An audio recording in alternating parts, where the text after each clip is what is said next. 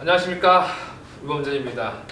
오늘은 요 무역계약 8대 조건에 해당하는 것 중에 선적 조건에 대해서 보려고 합니다. 선적 조건은 일단 기본적으로 크게 세 가지 형태로 구분되세요. 첫 번째 보시면은 어떻게 큰 형태로 구분되느냐? 첫 번째 형태는 바로 선적 기간이에요. 선적 기간. 선적 기간으로 해석이 되고요. 두 번째는 선적 방법. 선적 방법이라는 큰 틀이 있고요. 세 번째는 이런 거예요. 제가 선적을 하는데 선적을 늦게 했어요. 그럼 뭐라 그래요? 선적 지연.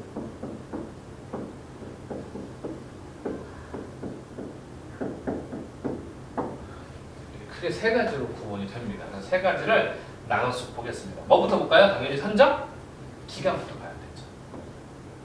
볼게요. 선적 기간부터 보겠습니다. 선적 기간은 크게 나누는 첫 번째는요. 특정 일로 특정일. 선적기간 특정일로 지정. 특정일로 지정, 이게 포인트예요. 그냥 크리스마스 이브날로 그러면 12월 24일 이렇게 지정하면요 12월 24일까지만 선적하면 돼요. 예. 뭐 딱히 문제가 없고 한다면은 뭐 미리 실어도 선박회사 측에서 별 뭐 스케줄상 무리가 없다면은 뭐 미리 실는 거야 뭐 문제가 안 되겠죠. 딱히 뭐 거기서 거부하지 않는 이상. 특정 오늘은 딱 하루인데. 두 번째 볼게요. 특정 달로 지정. 네. 예컨대 이런 표현 써요. Until March. 예컨대 until 또는 before. 그다음에 마치는 뭐예요? 마치 되게 따뜻할 것 같잖아. 몇 월 달이요? 3월. 그럼 언제까지요? 3월 달까지만 쉬어달라 이거예요. 그러니까 선정 날짜가 3월 중에 어느 날짜든 나오면 되는 거예요. 네. 굉장히 길죠? 선적 기간이 엄청 길죠? 네. 이렇게 하는 특정 달로. 근데 3월 달이 나와야 되니까 4월 달에 하는 거는 뭐 자살행위죠, 거의. 세 번째 보시겠습니다. 조건부 선적. 조건부라는 거는 특정 조건이 성취되면 조건부 선적 보실게요. 이겁니다. 특정 조건 성취 시 뭐가 된다는 거예요? 선적을 이행하면 되는 거예요.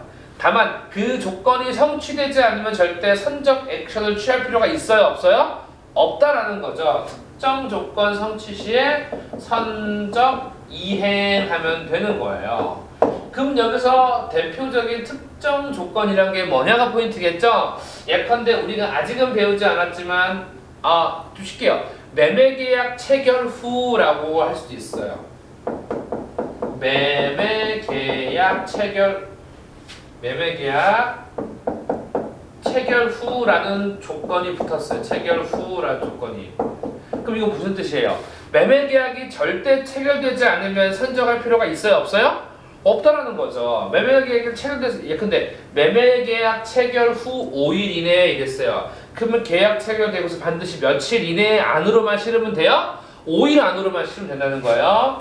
또 아직 안 배웠지만 결제 때 배우겠지만 이럴 수 있습니다. 신용장 LC 수령 후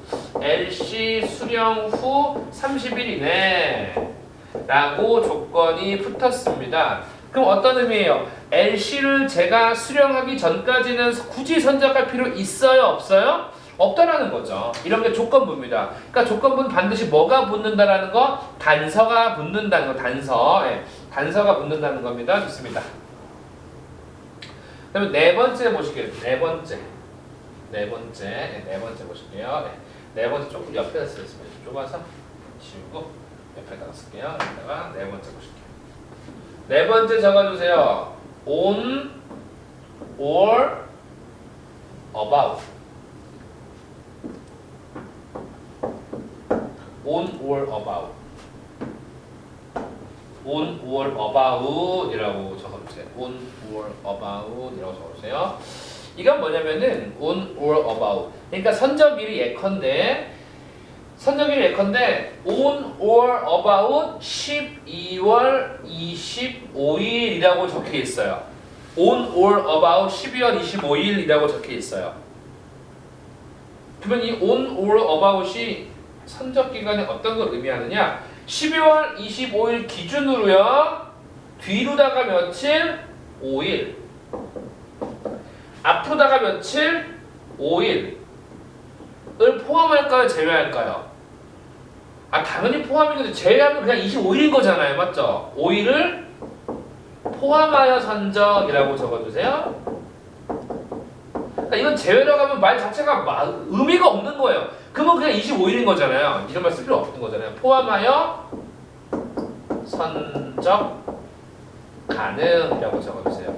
그러면 선적일은 며칠부터 시작하는 거예요? 그냥 단순히 5일을 빼볼게요. 25에서. 그럼 며칠이에요? 12월 20일. 뒤로다 가는 게 12월 30일. 결국 이 20일과 30일을 포함해서요.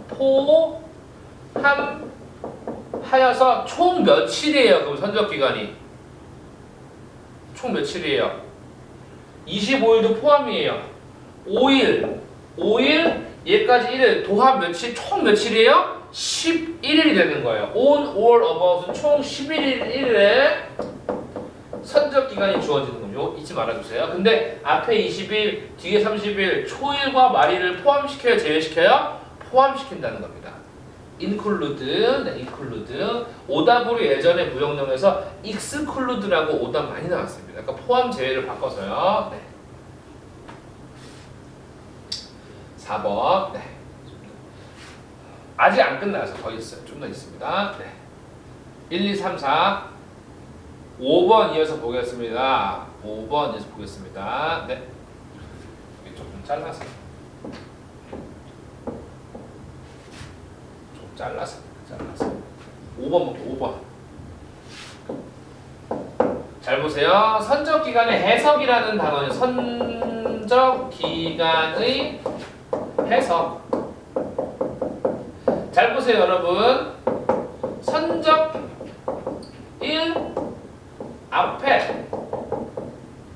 선적일 앞에 단어가 쓰여요. 선적일 앞에 단어가 쓰여요. 그 단어에 따라서 선적일을 해석하는 게 달라집니다. 어떤 단어냐? 선적일 앞에 잘 보세요. to, until, till, from, between. 선적일 앞에 to, until, till, from, between 이런 말이 쓰인다면은 언급된 선적일을 포함하는 거예요. 언급된 선적일을 포함한다. 언급된 선적일 포함하여 카운팅이 들어가는 거예요. 잘 보세요, 여러분. 선적일이 만약에 저한테 5일 주어졌어요. 그래서 지금 현재 날짜가 5일이에요. 5일. 1월 5일인데 이 날짜 기준으로 5일 안에만 선적을 해요. 그럼 10일까지 선적하면 되는 건 잘 보세요. 5, 4, 3. 그러니까 5, 4, 3, 2, 1 셀 것이냐 4, 3, 2, 1 셀 것이 이 차이인 거예요. 카운팅을 들어갈 때 앞에 선적일자가 5일 주어졌잖아요. 5, 4, 3, 2, 1 할 것이냐 5는 제끼고 4, 3, 2, 1 할 것이냐. 그럼 포함하여서 카운팅한다. 포함하여서 카운팅한다는 거는 5부터 시작인 거예요? 4부터 시작인 거예요? 5부터 시작한 거예요. 이게 달라지면 하루 차이가 반드시 발생합니다. 네. to until, from between 이 단어 잊지 말아주세요. to until from between. 저는 이거를 이렇게 외웠어요. 예전에 이거 어떻게 외웠냐면 잘 보세요. to until. till은 어차피 중복이죠. till 중복이가 되니까 묶었어요 그냥. 어차피 till 중복이잖아요. to until between은요 between A to B 뭐예요? A와 B 사이에라는 뜻이잖아요. 그럼 to until 푸사는 포함이다. to until 푸사는 포함. to until 푸사 포함을 이렇게 붙였어요 이름을. 항상 이렇게 붙였습니다. to until 푸사. 여러분 아시잖아요. 여러분 카카오톡 푸사 항상 여러분 폰에 포함되어 있어요? 안 되어 있어요? 마음속에 포함되어 있어요? 포함되어 있잖아요. 그러니까 to until 푸사는 포함되어 있죠. 재밌는 게 이 프롬을 빼고 여기다가 뭐 집어넣는지 아세요? before 이런 거 집어넣어요. 오답으로요. before 여기 안 들어가잖아요 지금. 네, 좋습니다. 그럼 잘 보세요 여러분. 포함이 있으면 뭐도 있겠습니까? 제외도 있겠죠. 제외 볼게요. 여기까지가 이제 선적기간의 해석의 마지막이세요. before 그다음에 after. 이건 무엇 전에, 얘 무엇 후에. 맞죠? 이런 단어가 쓰여지고 선적일이 언급되면, 이런 단어가 쓰여지고 선적일이 언급되면 그 선적일을 포함해서 카운팅이 들어가는 거예요? 제외하고 카운팅 들어가는 거예요? 제외하고. 제외. 그래서 저는 이렇게 또 외웠어요. to until 푸사 포함, to until 푸사 포함, 전후 제외. 이렇게 그냥 말을 그냥 앞 글자만 떠서 입에 붙였습니다. to until 푸사 포함, 전후 제외, to until 푸사, 전후 제외. 딱 10번 하면 바로 암기 됩니다. to until 푸사, 전후 제외, to until 푸사 포함, 전후 제외, to until 푸사 포함, 전후 제외. 이렇게 또 외웠습니다. 네. 요거 굉장히, 요거 나중에 또 UCP 600에서 또 반드시 언급되는 거예요. 반드시 언급되는 거기 때문에 꼭 기억해 주셔서 해 주셨으면 좋겠습니다. 네. 큰 문제 없으시죠? 네. 네, 이렇게 선적 기간에 대한 거 다 봤습니다. 이제 이어서 선적 방법에 대해 좀 보겠습니다. 선적 방법. 네. 좀 영상 멈춰주시고 필기를 좀 해주세요. 네, 선적 방법 이거 좋습니다. 선적 제외. 네. 네, 요거 항상 여기서 어디서 복습할 때는 영상 보세요. 네. 이제 선적 방법 볼 건데, 방법. 선적 방법은 크게 세 가지로 구분이 되세요. 세 가지 크게. 볼게요.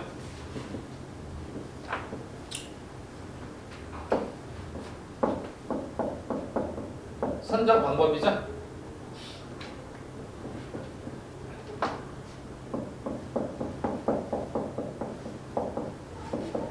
선적 방법. 네. 키워드만. 첫 번째 뭐냐면요. 분할 선적.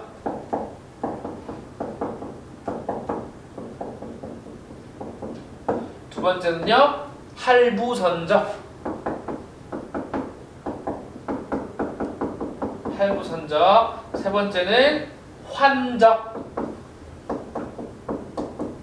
환적. 예. 할부 선적, 분할 환적. 네.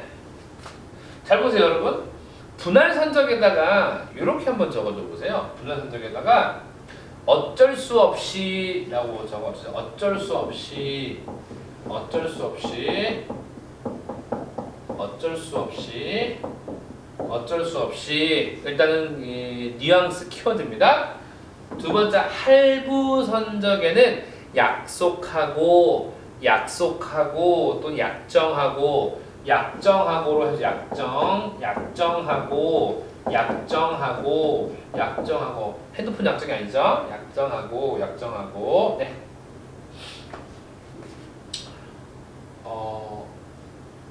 환적은요, 두 개로 나눕니다. 일반 환적, 그리고요, 복합 환적. 이렇게 좀 적어주세요. 일반 환적, 복합 환적 적어주세요. 네. 그러니까 일단 먼저 여러분 분할 선적이나 할부 선적이나 둘 다 나누어 실는 거예요. 즉 나누어 선적이라는 거는 동일해요. 나누어 선적 한다는 거는 동일한 건데 첫 번째 분할 선적은 어쩔 수 없이 나누어 실는 거고요. 두 번째 할부 선적은 약정을 하고 나누어 실는 겁니다. 예컨대 바이어가 급하게 발주가 왔어요. 10톤을 보내달라고. 부랴부랴 10톤 재고는 확인이 됐는데 정작 선박 스케줄상 지금 제가 6톤밖에 못 보내는 거예요. 그럼 여러분 일단 6톤을 먼저 보내야 돼요? 아니면 선박 스케줄에 맞게 한 달 뒤에 10톤을 한 번에 보내야 돼요? 급한 주문이라 그랬어요. 일단 뭐부터 보내야 돼요? 6톤부터 보내야 돼요 먼저. 그리고 6톤 쓸 동안 빨리 4톤 있는 거 선박 소비해서 뒤이어 보내는 게 맞습니다. 그럴 때는 어쩔 수 없이 예컨대 뭐 선박 스케줄 또는요 선박의 공간 문제 등으로 인해서 나누어 실는 거. 이러면 여러분 납득은 가시죠? 내용 납득은 가시죠? 그러니까 이게 체계적으로 온다면은 스케줄에 맞게 다 세팅을 하기 때문에 할 수 있어요. 있는데도 불구하고 지금 갑자기 급하게 오는 거예요. 예. 급하게 들이닥쳐 급하게 단체 손님 식당에 오면은 대응이 안 되잖아요. 마비 일어나잖아요. 그런 것처럼 미리미리 얘기를 안 하고 급하게 들어오면은 어쩔 수 없이 한 번에 선정을 못 할 수도 있다는 겁니다. 그래서 어쩔 수 없이 어떤 이유에서 선박의 스케줄이나 선박의 공간 문제 등에 따라서 긴급 주문의 건은 어쩔 수 없이 나누어 실는 거를 일단은 분할 선적이라고 칭합니다. 물론 미리 얘기를 하고 스케줄을 미리 통보하고 나누어 실른다라는 것도 분할 선적이 맞아요. 하지만 그거는 미리 약정을 하고 약속을 하고 나누어 실기 때문에 분할 선적의 또 다른 형태로 할부 선적이라 불리는 거예요. 즉 할부 선적은 엄밀히 따지면 뭐의 한 형태예요? 분할 선적의 하나의 형태인데 약정을 하고 하는 형태예요. 그러니까 결국은 할부 선적이 분할 선적에 들어가는 개념이라는 겁니다. 같이 볼게요. 약정하고 그냥 뭐예요? 약정하고 잘 보세요. 나누어 싣는 건 어떻게 해요? 정해진 회차와 횟수와 양에 따라 약정하고 정해진 회차 그리고 정해진 중량을 뭐 하는 거? 나누어 실는 거 이거예요. 네, 정해진 회차. 이건 제가 예를 들어 보겠습니다. 예를 들어 볼게요. 예컨대 10톤을 5회에 걸쳐서 선적해 달라라는 선적 조건에 단서가 들어갔습니다. 단서가 이게 10month 땡땡이 들어가는 건데 이때 여러분 잘 보세요. 10톤을 5회에 걸친다면 나누기 해보면 뭐예요? 5, 2, 10 맞죠? 그럼 10톤을요 뭐에 나눠서 2톤